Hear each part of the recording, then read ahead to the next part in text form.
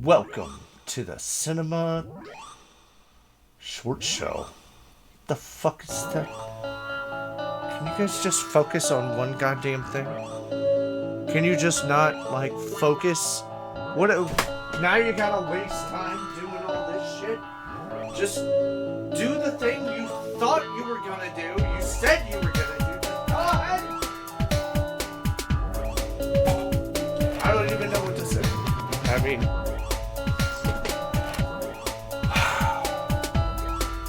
Fuck it. Do whatever you guys want to do.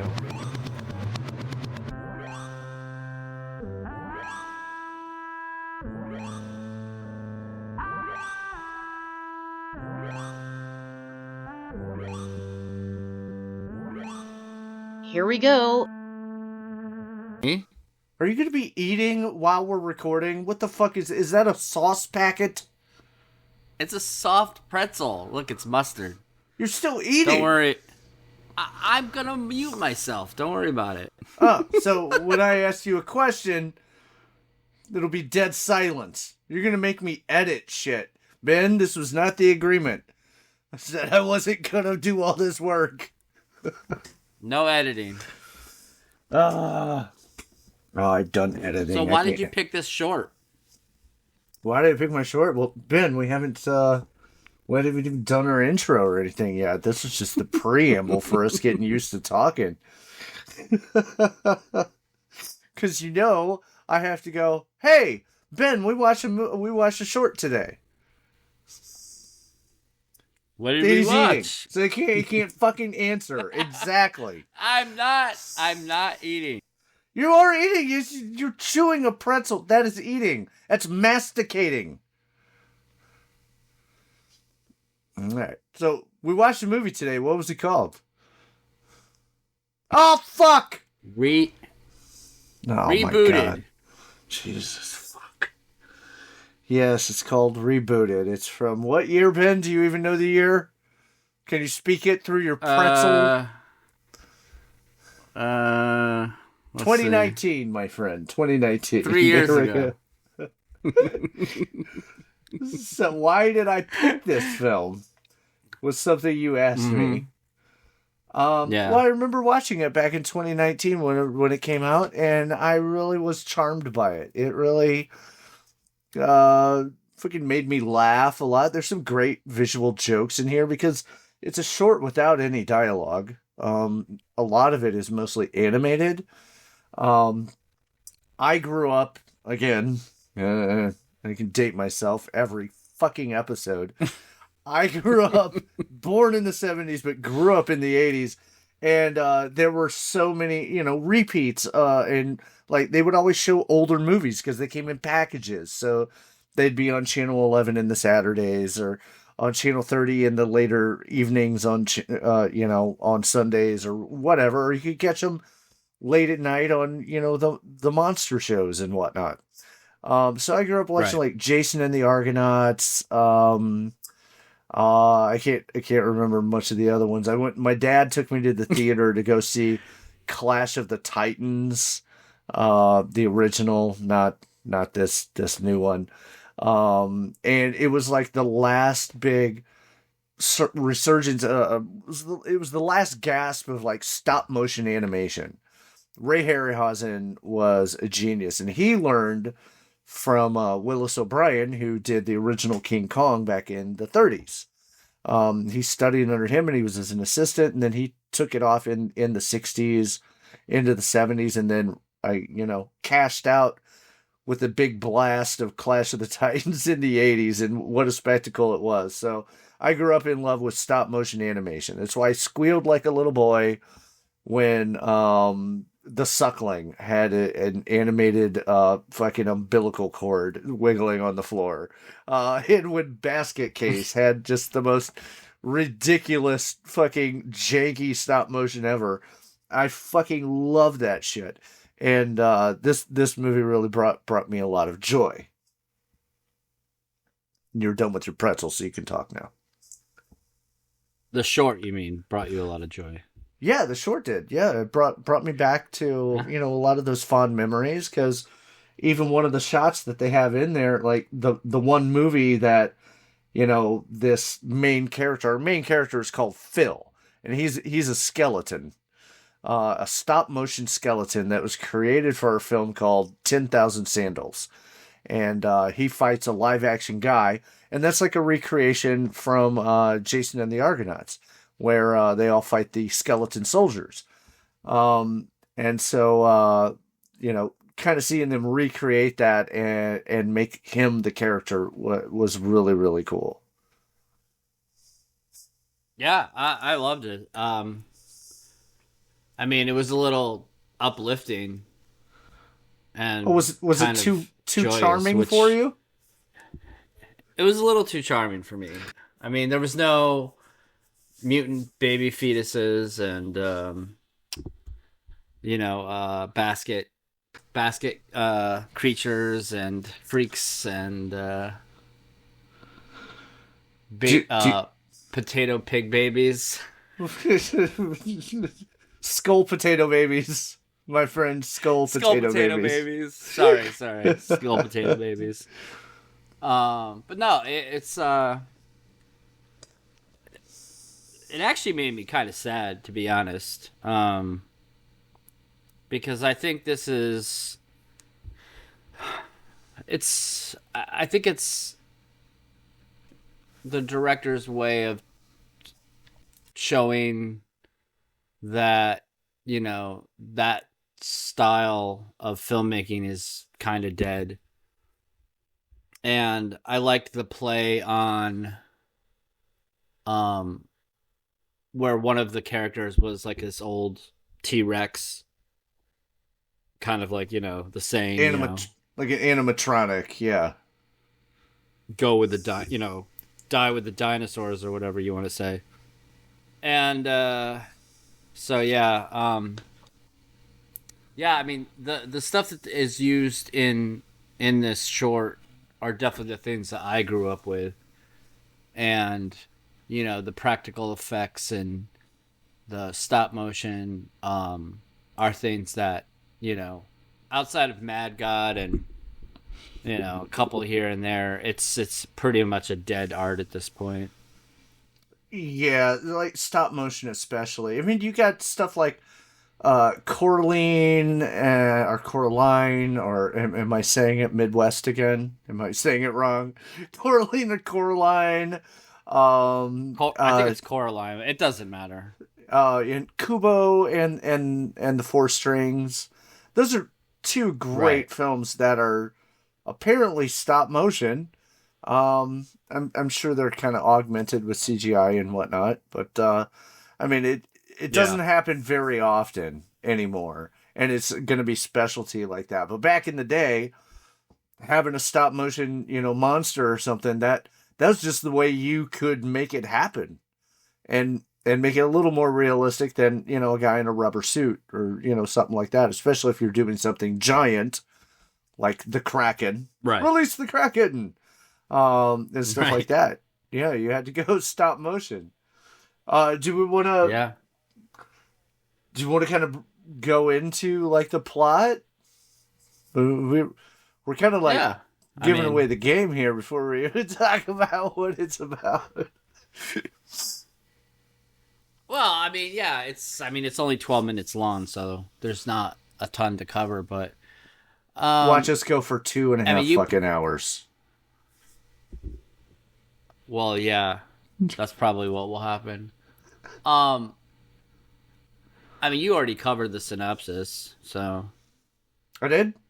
So, okay. So, yeah, it's basically, he's an outdated special effect that was created for a film probably in the 60s, stop motion skeleton, and now he is in the modern world, and somehow he has to go out and audition for parts. And so that's basically the whole drive of the film, is like he's going to parts, he's not getting hired, and every part just says monster. It says like monster, scary, and then he quotes "rah." That's all he does. So he's going. Well, so uh what I loved was just how the monotony of like everyday life and how he's like getting depressed because he's not getting these jobs. And I think the most poignant part of the short was when he goes to the set and there's a guy in, the whole green screen outfit with the bulbs, and he's literally playing the part that he played. This is a reboot, and he's literally playing the same exact part, but they're doing it with this green screen and CGI, and it's kind of like redundant. Like, why would you use that when you could just use like the real thing? And so that was a very like, oh wow, yeah, like this is what we've all signed up for at this point. So I'm always going to be a practical effects guy. I really hate CGI. I don't like the way that big budget stuff is going, but I don't think it's ever going to go away. So it's kind of what we have to look forward to. Well, I mean, where we're at now, and look, I don't hate CGI completely, and I don't think we should just do all straight practical effects completely at this point. Where Hollywood fucked up and the studios fucked up was they saw Jurassic Park, which only had about, I don't even know, it was like just a couple of minutes of full CGI. I wrote a whole article about it years ago for the Agony booth. I mean, there's barely any full CGI in there at all. Stan Winston, his animatronics and his like physical creations were really there on the set at the time. And Phil Tippett, the guy who did Mad God, because you brought that up, because that just came out, which is I have the steel book or whatever over here. I gotta pop it in. But he actually was originally going to be doing it as stop motion, but then they decided, hey, maybe we can use computers. But they still hired him to do the stop motion so that they could get the movements right, because as a Right. As a stop motion artist, he understood what real movement and what it would really feel like and look like. So then they based that off that. But Hollywood went, oh well, CGI did all that, so let's make everything CGI. Even when we hire like practical effects artists for the Thing remake / not really a reboot because we didn't want to call it that. Prequel. I refuse to watch that. I will not watch that. I watched it, and I've seen all the behind the scenes stuff of the effects group. They had wonderful, gorgeous practical effects that looked amazing, like on par with what Rob Bottin had done in the original Carpenter's The Thing. And then the studio said, cover it all with zeros and ones and just make it look awful. Because why? I don't know. So, yeah, it's really disappointing that they've decided to just abandon all this stuff that has worked in the past and just continue and not figure out how to put the two together. If you could take your practical effects and your CGI and touch them up and make them cooperate together, you'd have something really amazing. And that is my soapbox. I am so sorry. Yeah, I mean, CGI can be done well, but I think typically the studios take the lazy way out and don't actually do it correctly. And I mean, I can think of almost every single Marvel movie that's come out where I'm watching it and I'm just like, this is just so lazy. And it doesn't look real, and it doesn't look like actual human movements, and It doesn't have any weight to it. So it's just yeah, right, exactly. It's like it's just disappointing because it's not. I'm not sitting here trying to be like a luddite and say let's get rid of technology. Obviously, there's a purpose for it, but I just think that it needs to be done the right way, and I think that most of the studios just miss that. which is Right. crazy because they have the huge budget, so there's literally no reason for it. Yeah, I mean, I remember I was so involved in Black Panther when it came out, and then it got to the end where one superpowered guy is fighting another superpowered guy that's just like him, and it was just a fucking cartoon. And I immediately could not give a shit, let alone fucking care who was who. I was just like, oh, we're at the climax. Okay, where's the blue beam going to the sky? Uh, so, but yeah, they'll always they're just taking the easy way out. Right. I want to say there was a lot of cute things in this film, little details that were thrown in there. It starts off they're showing the Phil, the skeleton, being created by his animator and being animated, and then being put into the film, and it shows the film playing at a theater, and then it pulls back to the exterior of the theater and at its prime, and kind of dissolves into now the theater's fucking closed. And that's where we pick up with him in the present day. And I love that after he loses his first audition that we're introduced to, I'm sure he's had plenty before this, he's at home and he has like a cup of whatever he's drinking, dumps it in his mouth, and it just comes right out the bottom of his jaw, right onto the floor. Yeah.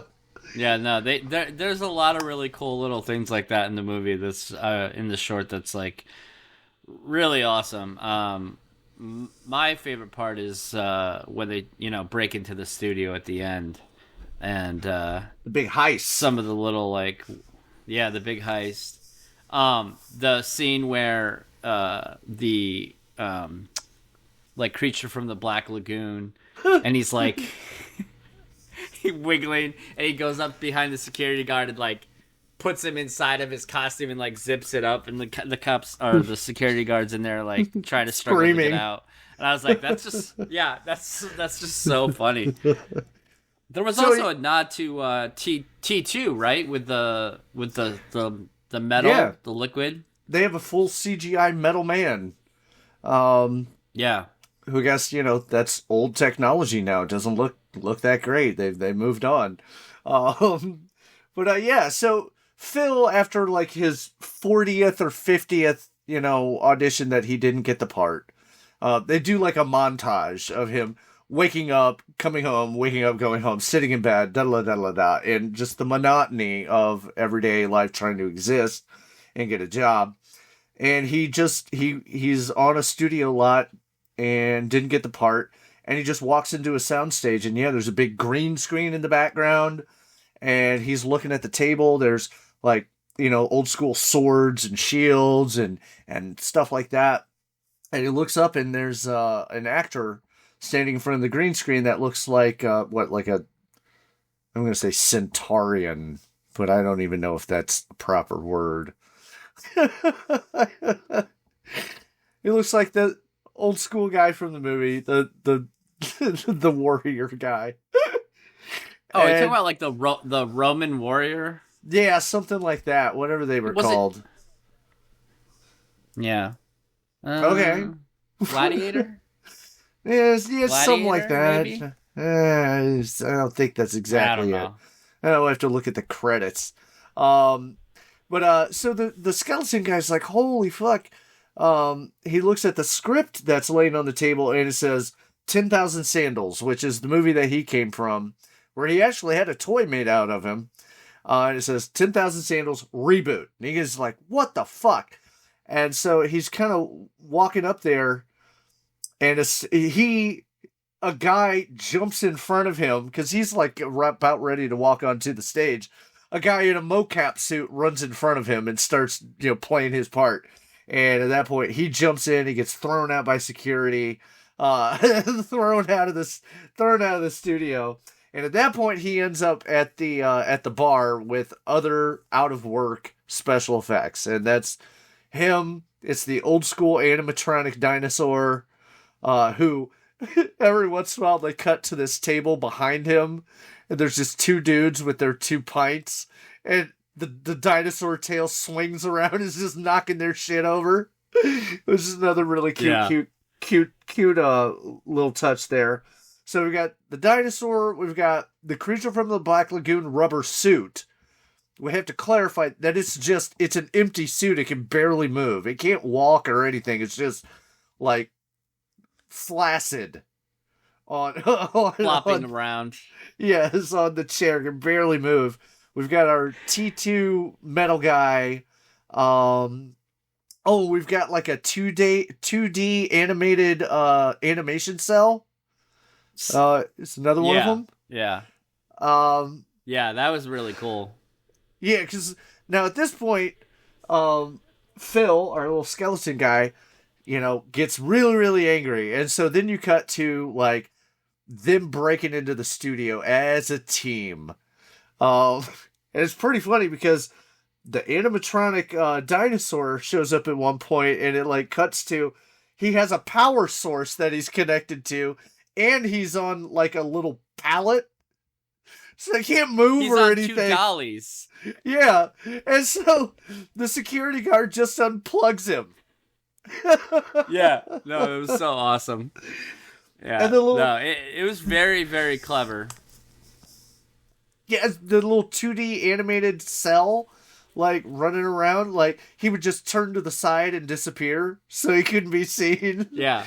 Really, really clever. These guys all work together. They break in. Phil starts to burn the place down where they're making this reboot, and it's at that point that he realizes, oh shit, yeah, I'm melting because I'm made out of whatever plasticine or whatever they used to make me, and he starts melting, and it was all just a fantasy.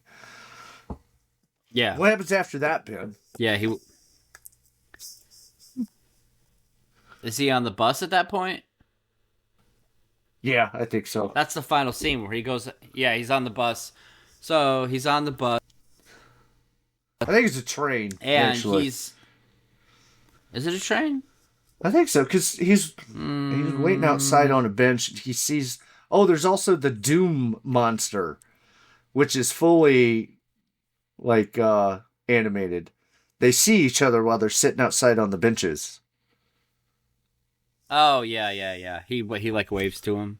Yep. Okay, so they're on a train, and he's sitting there, and he's looking across, like, down near the end of the other end of the car.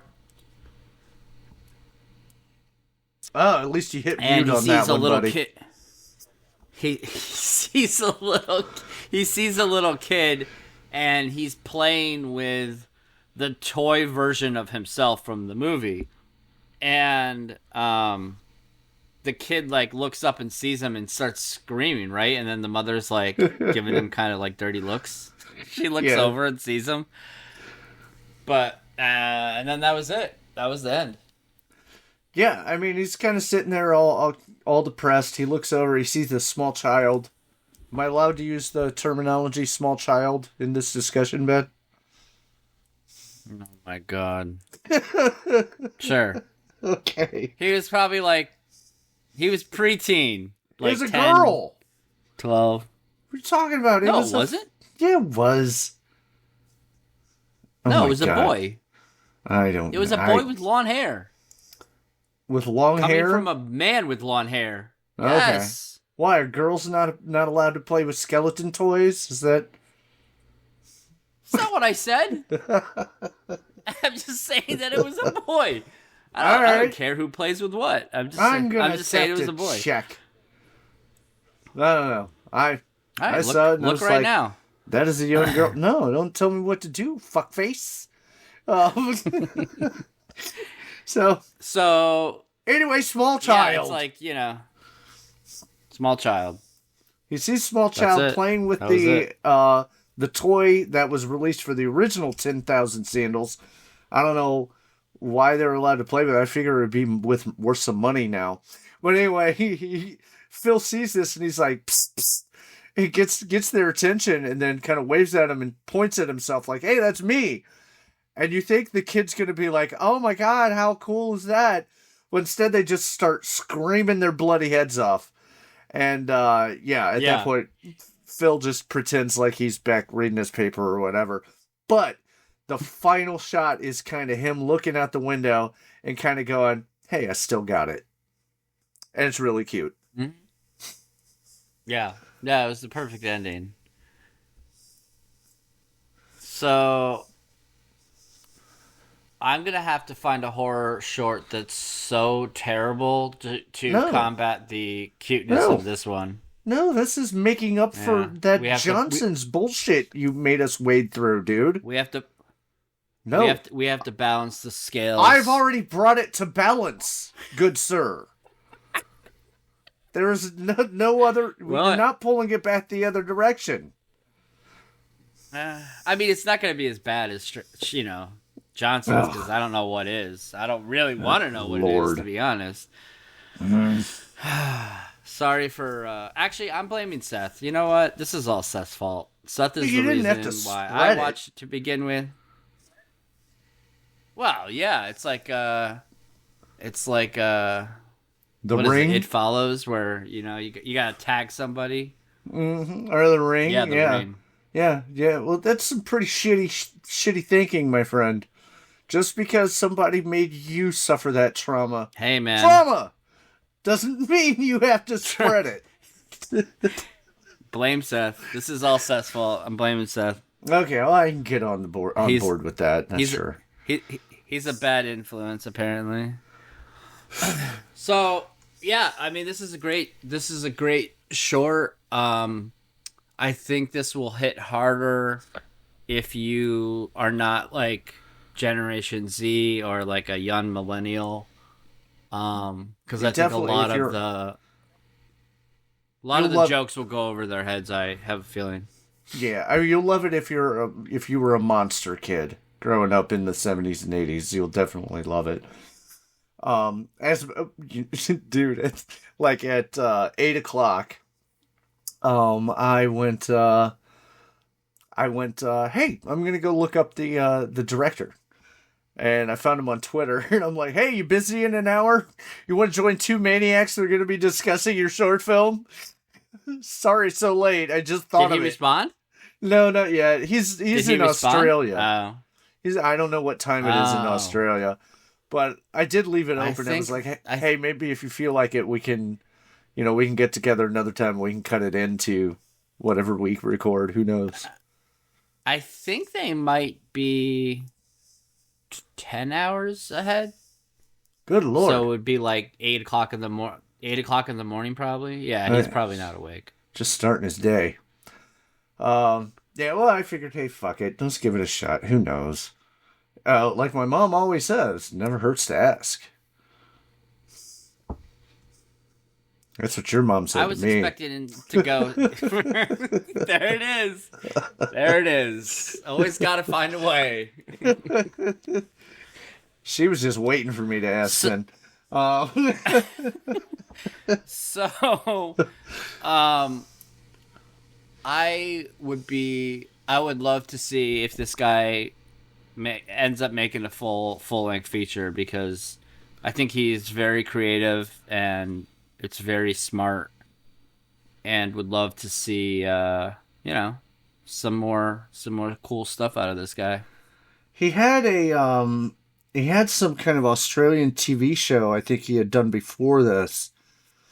I can't remember. I didn't write that down. I did have it pulled up, but it's on my phone, which is not my camera. But he did something like that. I didn't see anything after this one yet. But, I watched some behind the scenes stuff about it too, to try to get an idea of what all they did to pull it off. Because, I mean, it's 12 minutes long. They probably didn't have a huge budget.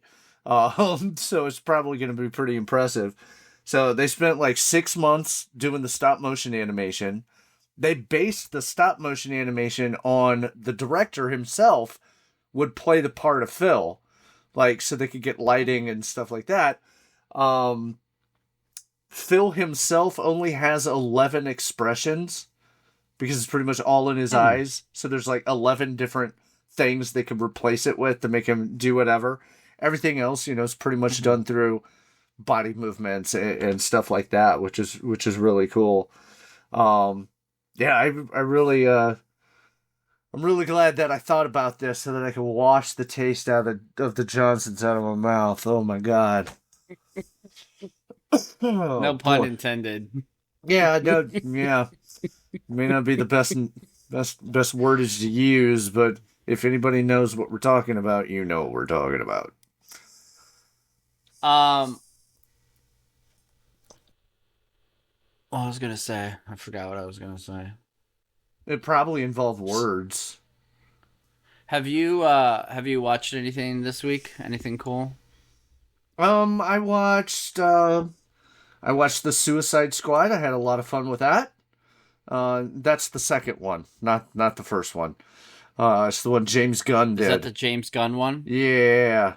Hey, James Gunn. He of Tromeo and Juliet. We apparently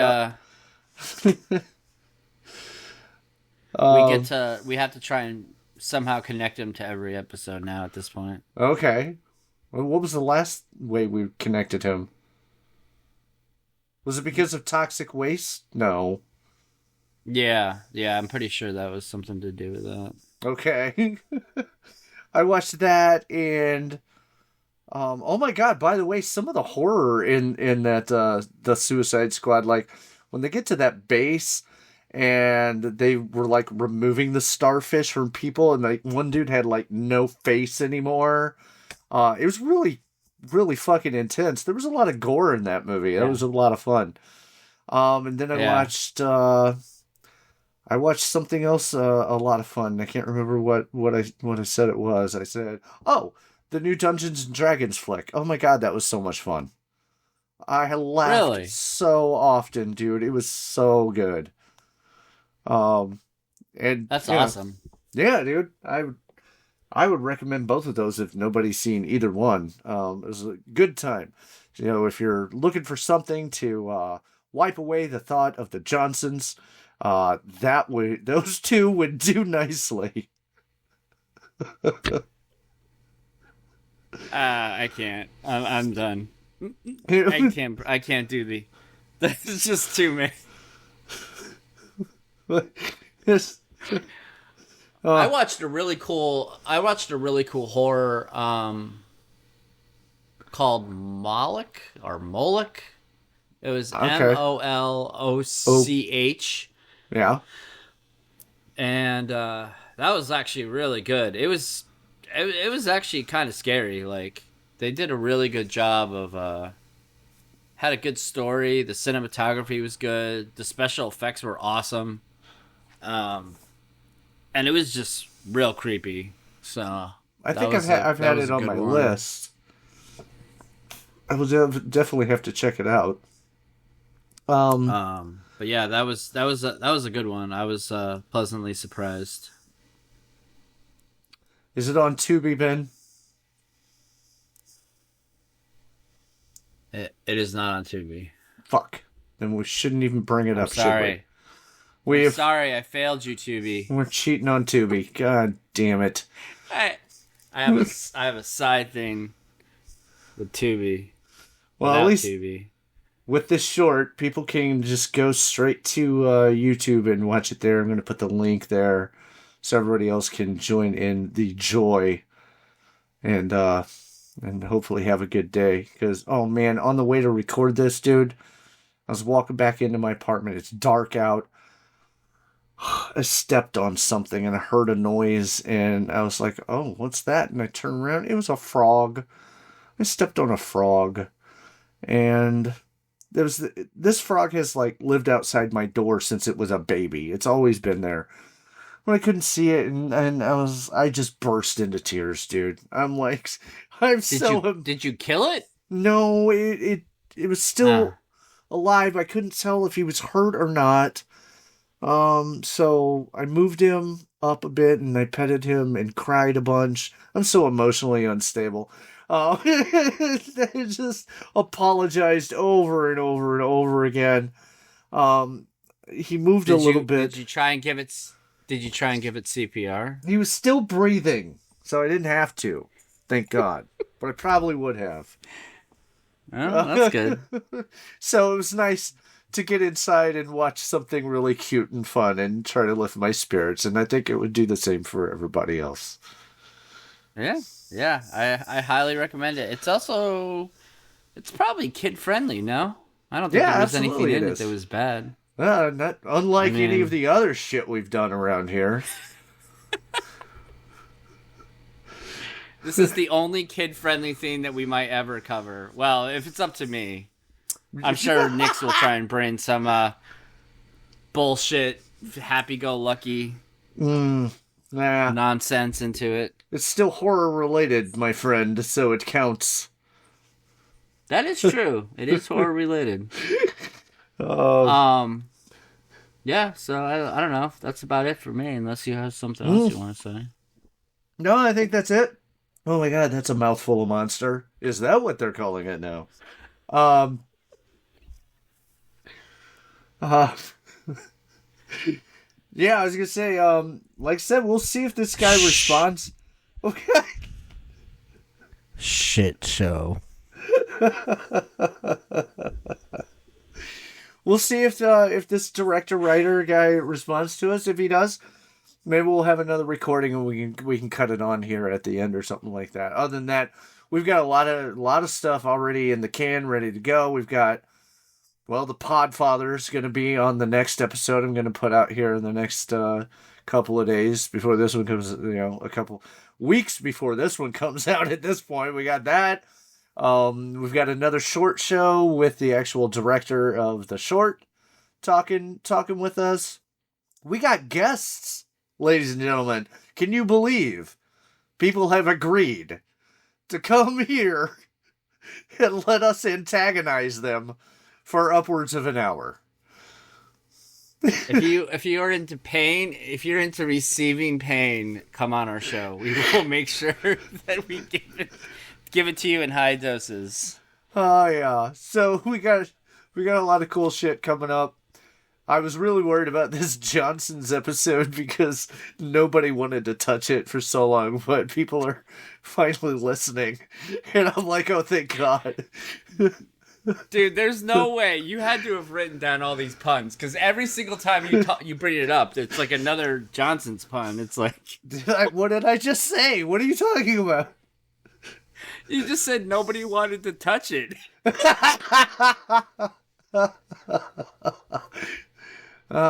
Freud would have a field day with me, buddy. Well, so do you? I mean, you're old enough to remember when the Big Johnson T-shirts were all the rage. Maybe.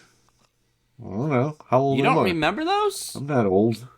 Oh, come on. You're older than me. Dude, I'm 30 years old at heart. I think I'm less than that at heart. I think I'm probably like 17, 16 maybe. Well, I had to grow up a little T-shirts. Bit. So there was these T-shirts when I was growing up that were like something that like it was kind of bro-y, like a lot of bros wore them, and it was like this really super like nerdy skinny guy, and it was called Big Johnson. That was the clothing line. So it was like these like, super how would you say it? Like, they were like lewd, I guess. Okay. Pictures and then it would say like Big Johnson Racing or whatever. So that, yeah. Anyways, you won't know what I'm talking about if you haven't seen this, but. Well, apparently I was not part of the cool kid circle to know what a Big Johnson was. Oh no, I do not think it was cool. I'm just saying it was a thing. That's all. Okay. No, I do not remember that. I'm sure we could Google it. Or Bing it. Yeah. Or whatever we want to it. Alright, so no more puns, no more mom jokes. I think we've hit everything, haven't we? What would you rate this short? I'd give it a solid 4.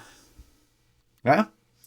Yeah. I think most everything we've done has been like a 4 so far. Well, I don't. I think Ghoulies 2 got lower than that, way lower, and that's not out Yeah. yet. So, um, Way I to get, way to ruin that surprise. oh man.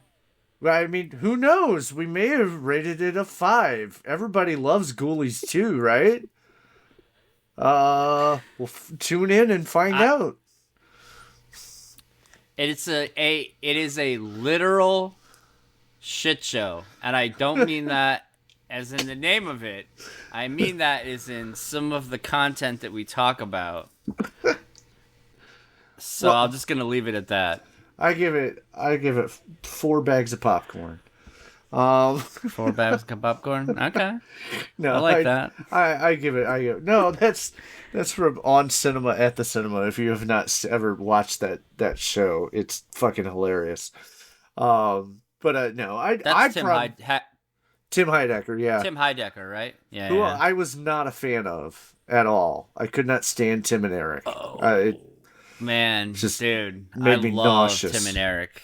Ugh. I love Tim and Eric. Well, if you like that, you'll definitely love this because it's a couple idiots pretending to know anything about fucking film and putting it on for other people to Hey. fucking listen to. I can be serious sometimes. Check out my episode on Women in the Dunes on Scene in the Movies. Wait, what the fuck? What? Sorry, Felicia. It's faces in the movies, No, right? it's Seen Faces in Movies. Seeing oh my Faces god, in the I should Movies. know. I should know this. This is At ridiculous. Cinemaroni, if you want to find her on Twitter. At Cinemaroni, and it's oh my god, why can't I find this? I listen to way too many podcasts. Seeing Faces in Movies. Seeing Faces in Check out Movies. that episode. Yeah, And it's hear me not sound like a complete moron for a change. I'll be the judge of that. No, that's by our good friend. Well, I don't call her good friend. We're acquaintances, I guess. I'd like her to be my good friend, but that's Felicia, and she's got that great podcast. And if you want to hear somebody that actually sounds like they know what they're talking about, that would be the person to listen to. She's super in tune with film. She's amazing. Yeah, it's great. I've also, let's start plugging. I've also guested on a show that should be coming up this Friday, if everything goes as planned. I'm on the Let's Talk Turkeys podcast, which has been around before us. Poor Movie Miss invited me on for some reason and had to deal with me for 6 hours while we covered the entirety of the Friday the 13th series. I'm sure it will be cut down from that and in 2 different spots, but you can find her at GobblePod, at GobblePod on Twitter. That's coming from my memory. Good for me. But the podcast is Let's Talk Turkeys, and that should be up this Friday. I also, you were just on Movies for Days, right? Yeah, but that one won't come out until I think Newman said late November, early December. So that'll be a bit. But yeah, that was a great episode, and got to cover one of my all-time favorite movies, Dogtooth, which if you haven't seen it, I probably don't recommend it unless you like really sick stuff. Like Gummo? But don't talk bad about Gummo. I'll break up with you right now. So anyways, no, yeah, it's similar. I guess it's similar. Not similar, but it's on the same playing field.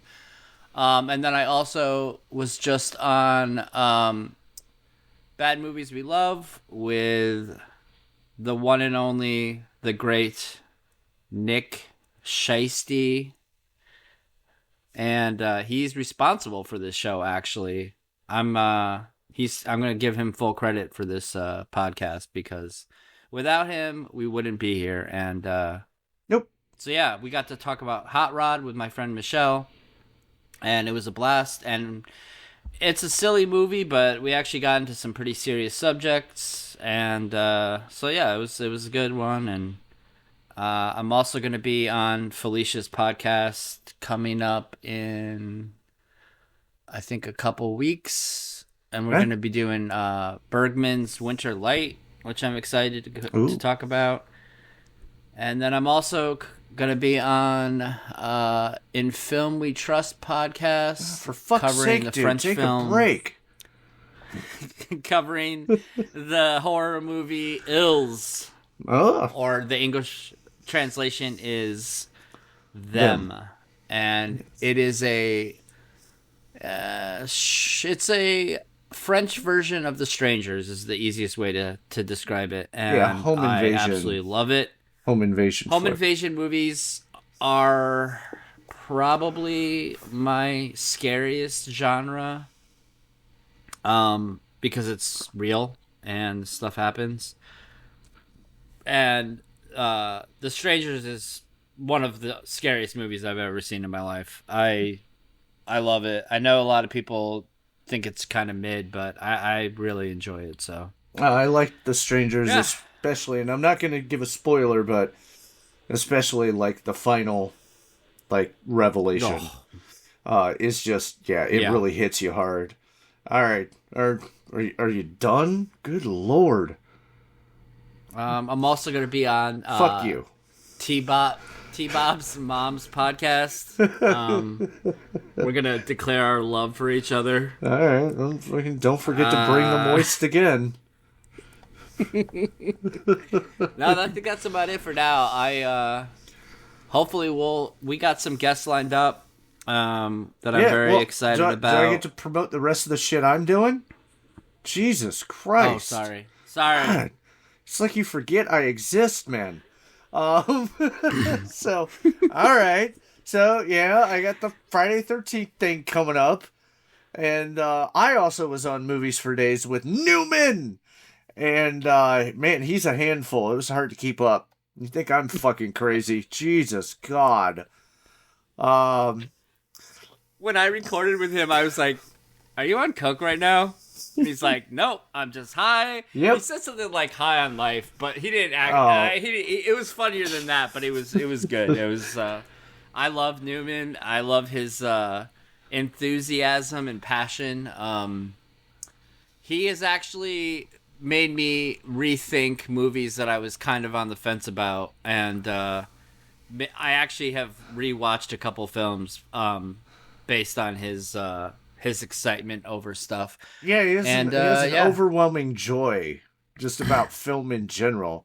Because we talked about Prophecy, the 1970, was it 8 or 9 film with the man bear pig, and man,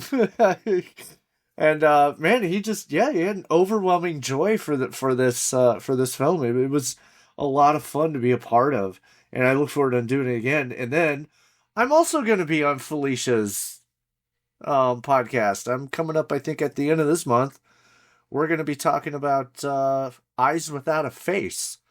And I never thought she would allow me to come onto her show, but... What?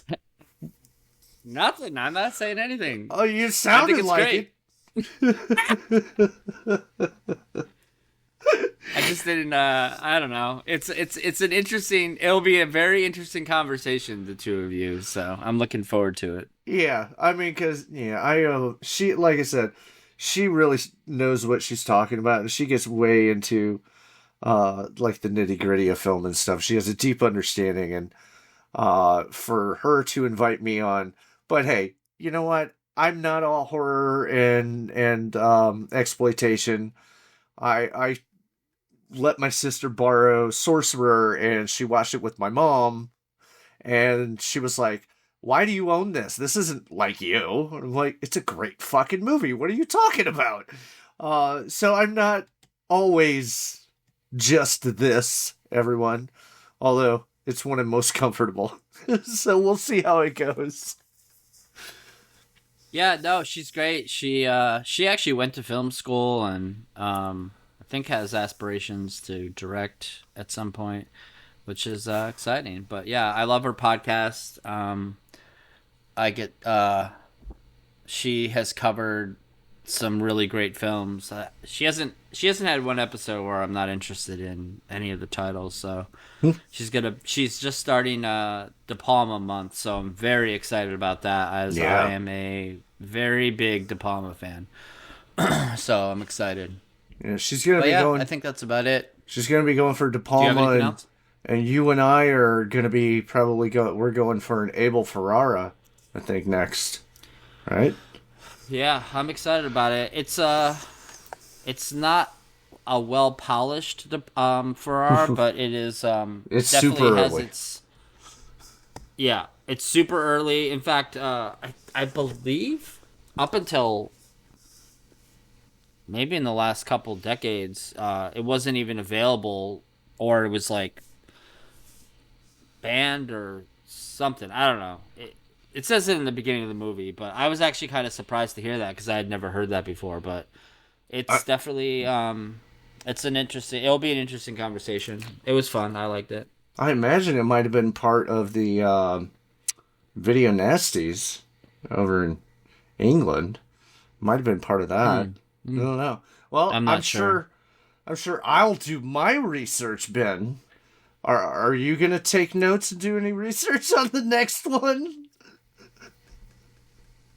So I already watched it once. I'm gonna be watching it again tonight. So Okay. I will be taking notes, and yeah, it's right. an interesting one for sure. Well, I'm glad you shared something lovely and sweet and joyful with me tonight, man. I really appreciate you going through that for me.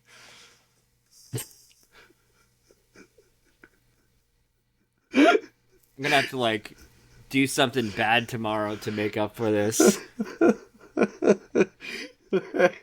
So, and I guess that's I got it. to watch Serbian.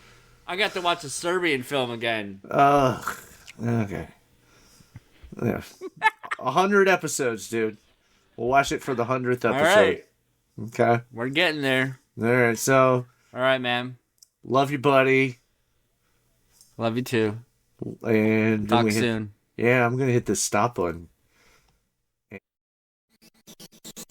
What the fuck was that? Is that what a podcast is? I guess so. It's very entertaining.